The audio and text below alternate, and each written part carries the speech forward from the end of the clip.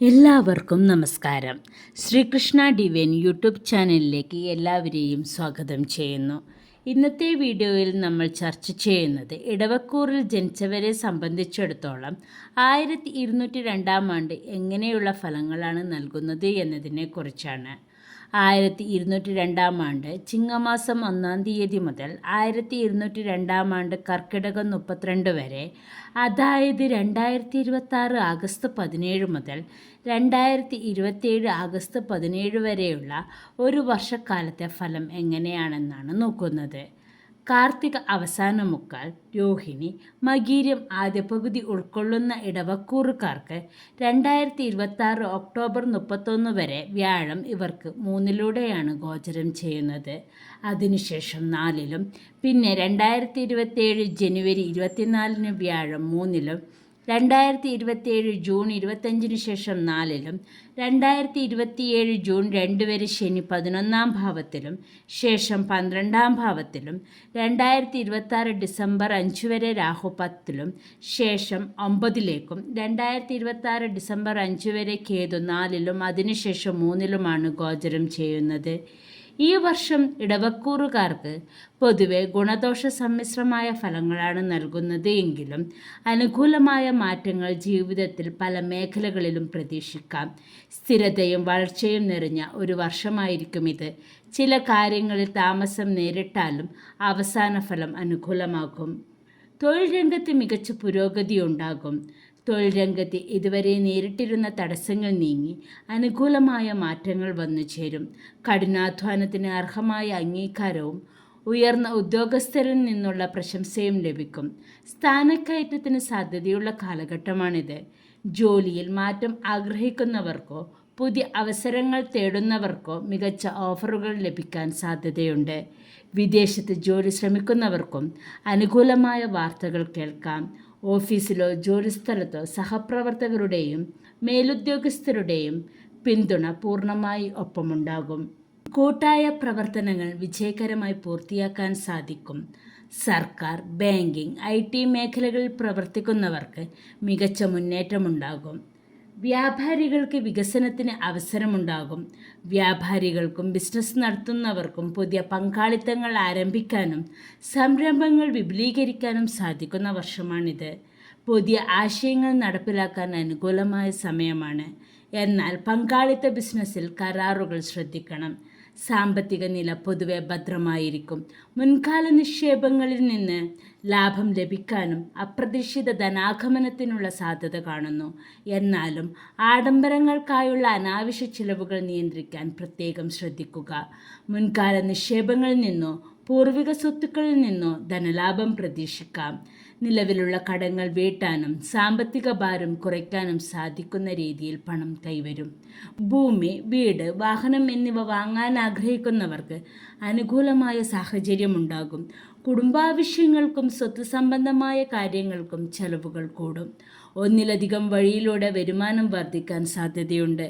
പുതിയ വരുമാന മാർഗങ്ങൾ കണ്ടെത്താനും ബിസിനസ്സിൽ നിന്ന് മികച്ച ലാഭം നേടാനും സാധിക്കും. ധൃതി പിടിച്ചുള്ള സാമ്പത്തിക തീരുമാനങ്ങൾ ഒഴിവാക്കുക. കുടുംബത്തിൽ പൊതുവെ സമാധാനവും സന്തോഷവും നിറഞ്ഞ അന്തരീക്ഷം ഉണ്ടായിരിക്കും. കുടുംബാംഗങ്ങൾ തമ്മിലുള്ള പരസ്പര സ്നേഹവും ഐക്യവും വർദ്ധിക്കും. ബന്ധുക്കളിൽ നിന്നും സുഹൃത്തുക്കളിൽ നിന്നും ആവശ്യഘട്ടങ്ങളിൽ നല്ല സഹകരണവും പിന്തുണയും ലഭിക്കും. കുടുംബത്തിൽ മംഗളകർമ്മങ്ങളോ ആഘോഷങ്ങളോ നടക്കാൻ സാധ്യതയുണ്ട്. വീട് മോടി പിടിപ്പിക്കുകയോ പുതിയ വസ്തുക്കൾ വാങ്ങുകയോ ചെയ്യും. അവിവാഹിതരായ ഇടവക്കൂറുകാർക്ക് അനുയോജ്യമായ വിവാഹാലോചനകൾ വന്നെത്തും. വിവാഹം നിശ്ചയിക്കാനും ഏറ്റവും അനുകൂലമായ സമയമാണിത്. ദാമ്പത്യ ജീവിതത്തിൽ പങ്കാളിയുമായുള്ള പൊരുത്തം പരസ്പര ധാരണയും മെച്ചപ്പെടും. മുൻകാലങ്ങളിലെ ചെറിയ തെറ്റിദ്ധാരണകളൊക്കെ മാറി കൂടുതൽ അടുപ്പമുണ്ടാകാൻ ഈ വർഷം സഹായിക്കും. സന്താനങ്ങളുടെ വിദ്യാഭ്യാസത്തിലും തൊഴിൽ മേഖലയിലും സന്തോഷകരമായ വാർത്തകൾ കേൾക്കാനിടവരും. വിദ്യാർത്ഥികൾക്ക് പഠനത്തിൽ കൂടുതൽ ശ്രദ്ധ കേന്ദ്രീകരിക്കാനും മികച്ച വിജയം കൈവരിക്കാനും സാധിക്കുന്ന വർഷമാണിത്. പരീക്ഷകളിൽ പ്രതീക്ഷിച്ചതിനേക്കാൾ മികച്ച മാർക്ക് നേടാൻ കഴിയും.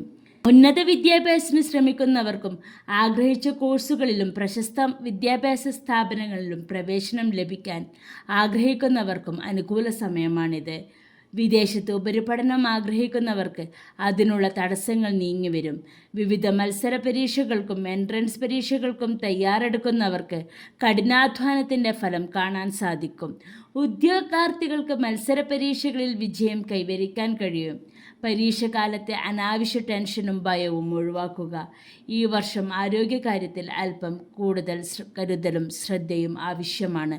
പ്രമേഹം, കൊളസ്ട്രോൾ, രക്തസമ്മർദ്ദം തുടങ്ങിയ ജീവിതശൈലി രോഗങ്ങളുള്ളവർ ശ്രദ്ധ ചെലുത്തുക. കഴുത്ത്, തൊണ്ട, ദഹന സംബന്ധമായ പ്രശ്നങ്ങൾ ബുദ്ധിമുട്ടിച്ചേക്കാം. തൊഴിൽപരമായ തിരക്കുകൾ കാരണം മാനസിക സമ്മർദ്ദവും ശാരീരിക ക്ഷീണത്തിന് കാരണമായേക്കാം. ദൂരയാത്രകളും വിദേശയാത്രകളും തൊഴിൽ, ബിസിനസ്, വിദ്യാഭ്യാസം തുടങ്ങിയവയ്ക്ക് ഗുണമാകും. ചുരുക്കി പറഞ്ഞാൽ ഇടവക്കൂറുകാർക്ക് 1202 കൊല്ലവർഷത്തിൽ തൊഴിൽ രംഗത്ത് സ്ഥാനക്കയറ്റവും ബിസിനസ് ലാഭവും വർദ്ധിക്കുന്ന അനുകൂലമായ സമയമാണിത്. സാമ്പത്തിക സ്ഥിതി ഭദ്രമായിരിക്കുകയും കുടുംബത്തിൽ സമാധാനവും സന്തോഷവും മംഗളകർമ്മങ്ങളും നടക്കുകയും ചെയ്യും. വിദ്യാർത്ഥികൾക്ക് പഠനത്തിലും മത്സര പരീക്ഷകളിൽ മികച്ച വിജയങ്ങൾ കൈവരിക്കാൻ സാധിക്കും. ഇടവക്കൂറുകാർക്ക് 1202 കൊല്ലവർഷത്തിൽ ആരോഗ്യകാര്യത്തിലും വലിയ സാമ്പത്തിക നിക്ഷേപങ്ങളിലും അല്പം കൂടുതൽ ശ്രദ്ധയും കരുതലും ആവശ്യമാണ്.